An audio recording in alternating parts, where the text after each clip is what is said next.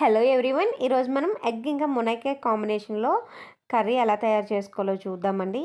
ఇది చాలా simple and easy recipe అండి. మీరు కూడా తప్పకుండా ట్రై చేసి నాకు ఎలా ఉందో అనేది కమెంట్ సెక్షన్లో తెలపండి. మీరు ఎప్పుడు చేసే విధంగా కాకుండా నేను చెప్పే విధంగా ఒకసారి డెఫినెట్గా ట్రై చేయండి.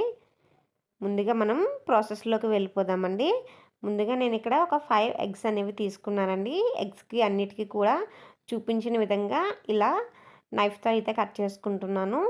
ఇలా చేసుకోవడం వల్ల మనం పెట్టే మసాలా అంతా కూడా ఎగ్ లోపలికి బాగా వెళ్తుందండి. నెక్స్ట్ ఇంకా మునక్కాయ తీసుకున్నానండి, చిన్నగా కట్ చేసి పెట్టుకున్నాను.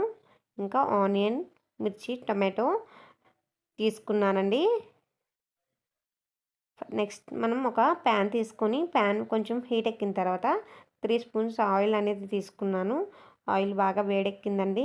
ముందుగా కట్ చేసి పెట్టుకున్న మునక్కాయ ముక్కలన్నీ కూడా ఇందులో వేసుకొని బాగా ఫ్రై చేసుకోవాలి. చూపించిన విధంగా కొంచెం కలర్ అనేది చేంజ్ అవ్వాలండి. మునక్కాయ ఇలా ఆయిల్లో వేయించడం వల్ల చాలా టేస్టీగా ఉంటుంది, ఇంకా తొందరగా ఉడికిపోతుందండి. ఇప్పుడు మనం ఇదే ఆయిల్లో ముందుగా కట్ చేసి పెట్టుకున్న ఎగ్స్ అన్నీ కూడా వేస్తున్నాను. కొద్దిగా సాల్ట్, ఇంకా పసుపు, ఇంకా కొద్దిగా కారం కూడా వేస్తున్నానండి. ఈ మసాలా అంతా ఎగ్కి పట్టి ఎగ్ అనేది చాలా టేస్టీగా ఉంటుందండి. చూడండి, ఎగ్ అనేది ఈ విధంగా బాగా ఫ్రై చేసుకోవాలి.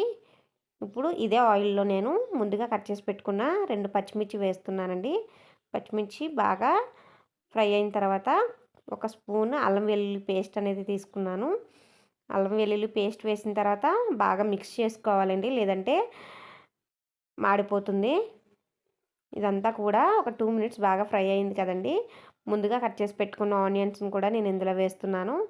ఆనియన్ మగ్గడానికి టైం పడుతుందండి. నాకు ఇక్కడ 5 to 6 మినిట్స్ పట్టిందండి.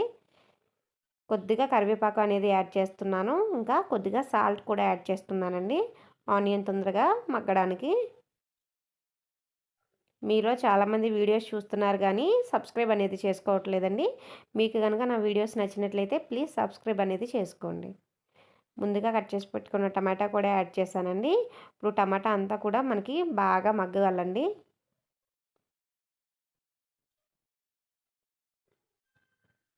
టమాటా అనేది ఆల్మోస్ట్ మనకి బాగా మగ్గిపోయింది కదండి. మనం ముందుగా వేపి పెట్టుకున్న మునక్కాయ ఇంకా ఎగ్ కూడా ఇందులో వేస్తున్నాను.